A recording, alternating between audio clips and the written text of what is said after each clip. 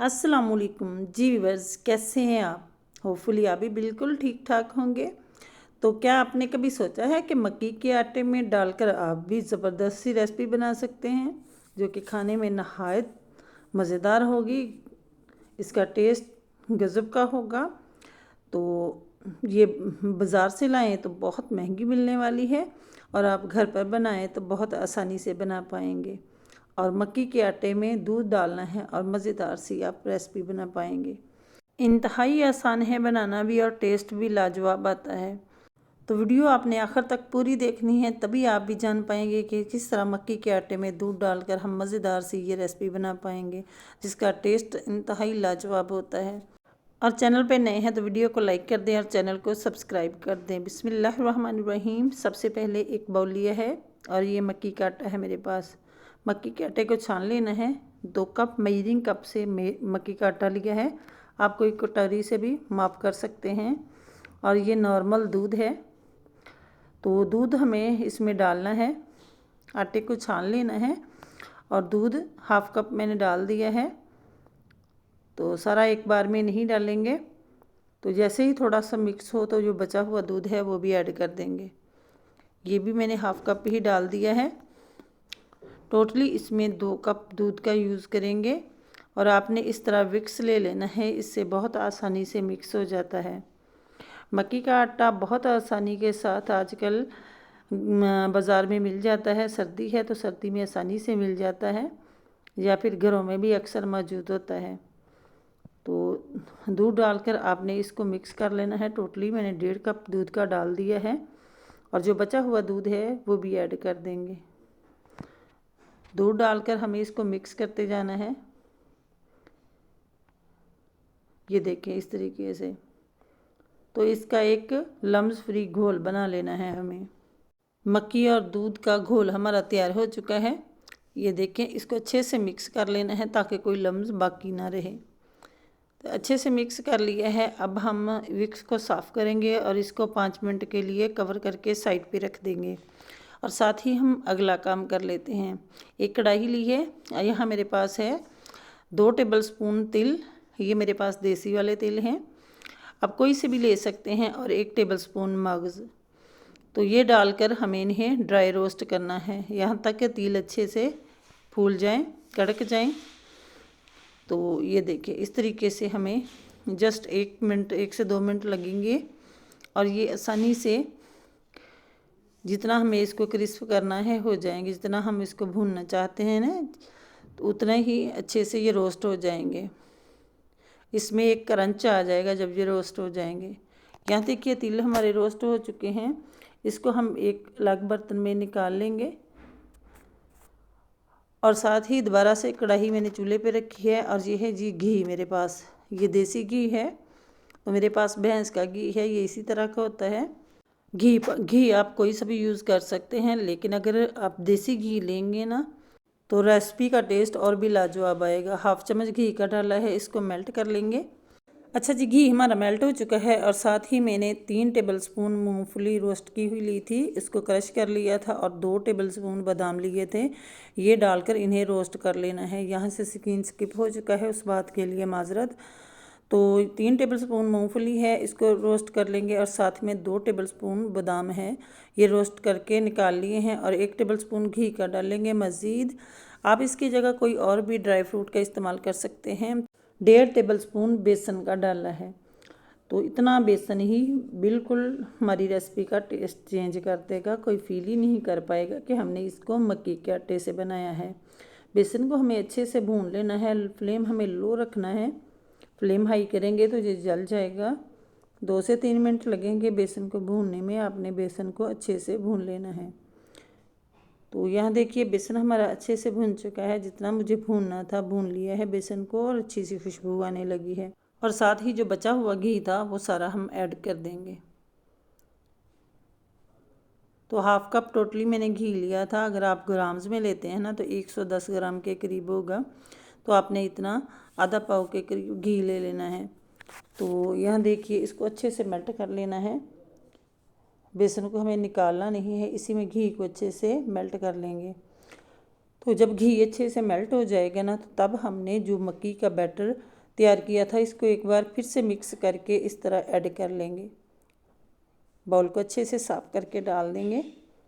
Flame हमें इस time पे बंद कर देना है। अगर फ्लेम हाई रखेंगे ना तो मक्की का आटा उसी टाइम साथ चिपक जाएगा कढ़ाई के। तो अब हमें फ्लेम ऑन करना है और फ्लेम लो रखना है। इस टाइम पे आपको घी ज़्यादा लग रहा होगा, लेकिन घी ज़्यादा नहीं रहेगा। जैसे जैसे हम चम्मच चलाते जाएंगे स्पैचुला, तो घी इसके अंदर अब्जॉर्ब हो जाएगा, जज़ब हो जाएगा। तो घी ये बिल्कुल परफेक्ट है। बहुत कम घी में ये बनने वाली रेसिपी है और बहुत ही मज़ेदार बनती है। तो यहाँ देखिए इस तरह स्पैचुला चलाते हुए हमें इसको अच्छे से मिक्स कर लेना है। देखते ही देखते घी गायब हो जाएगा और ये बैटर थोड़ा नीचे चिपकेगा, तो आपने स्पैचुला मसलसल चलाते जाना है। ये देखें इस तरह एक लई की फॉर्म में आ जाएगा जैसे। तो आपने इस तरह स्पैचुला चलाते जाना है। तो जैसे जैसे आप भूनते जाएंगे ना, तो इसका टेक्सचर चेंज होता जाएगा। अच्छा जी, यहाँ देख सकते हैं ये कि बिल्कुल डो की फॉर्म में आ चुका है और आपने इस तरह स्पैचुला चलाते जाना है। मसलसल इसको इस तरीके से भूनेंगे ताकि इसमें लम्स भी ना बने।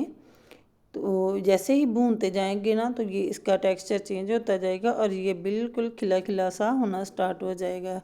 जैसे ही भुनने की तरफ जाएगा ना, तो इसकी अच्छी सी खुशबू भी आने लगेगी और इसका टेक्सचर बिल्कुल चेंज हो जाएगा।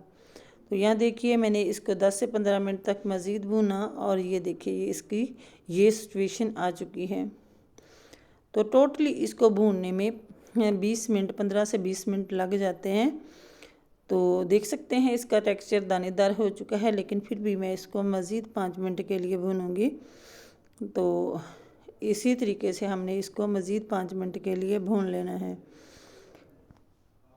यहाँ देखिए माशाल्लाह बहुत ज़बरदस्त दानेदार सा ये हो चुका है।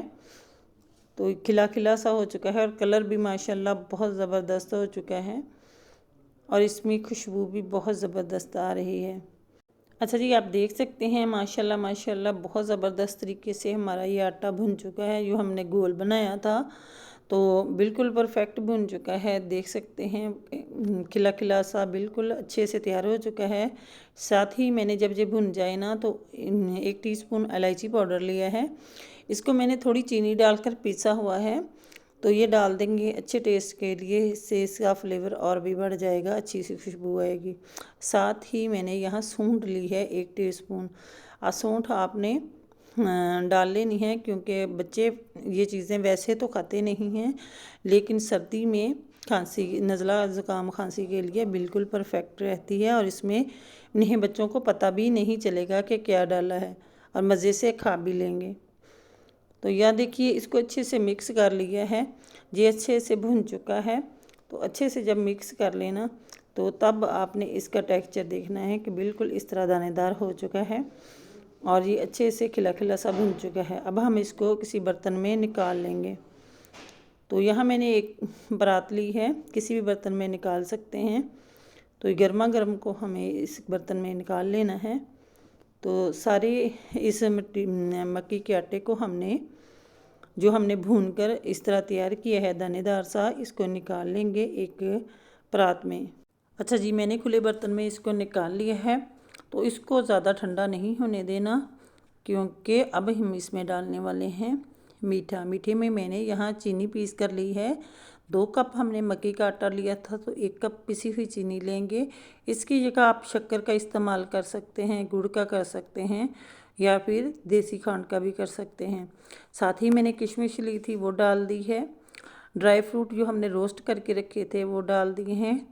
तो थोड़े से मैंने बादाम बचा लिए थे और बाकी ड्राई फ्रूट डाल दिए हैं। तो इनको डालकर अच्छे से मिक्स कर लेंगे। तो थोड़ा गर्म ही रहना चाहिए आपका ये बैटर जब आप मिक्स करें, तो बहुत आसानी से ये अच्छे से मिक्स हो जाएगी इस तरीके से।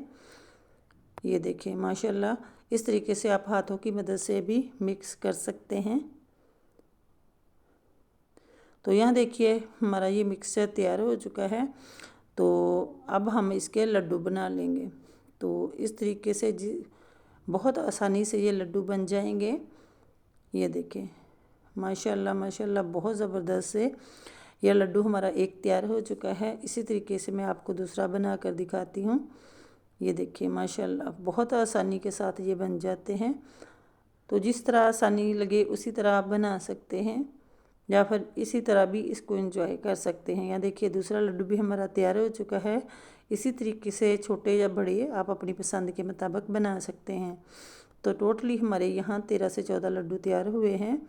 तो और लुक चेक कर सकते हैं माशाल्लाह बहुत ज़बरदस्त तैयार हुए हैं और टेस्ट में बहुत ही लाजवाब बनकर तैयार होते हैं। और अगर लड्डू बांधने में आपको कोई दिक्कत आए या मटेरियल ठंडा हो जाए तो इसको दोबारा से गर्म कर भी आप बना सकते हैं।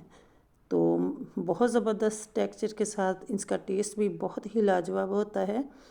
मैं आपको तोड़कर चेक करवाती हूँ कि कितने ज़बरदस्त ये हमारे लड्डू बनकर तैयार हुए हैं। तो इसका टेक्सचर देखिए माशाल्लाह कोई गैस नहीं कर पाएगा। जिसको भी खिलाएंगे जब तक आप नहीं बताएंगे ना कि किस चीज़ से आपने बनाए हैं, कोई भी ये गैस नहीं कर पाएगा कि आपने ये मक्की के आटे से बनाए हैं। इतने टेस्टी बनते हैं।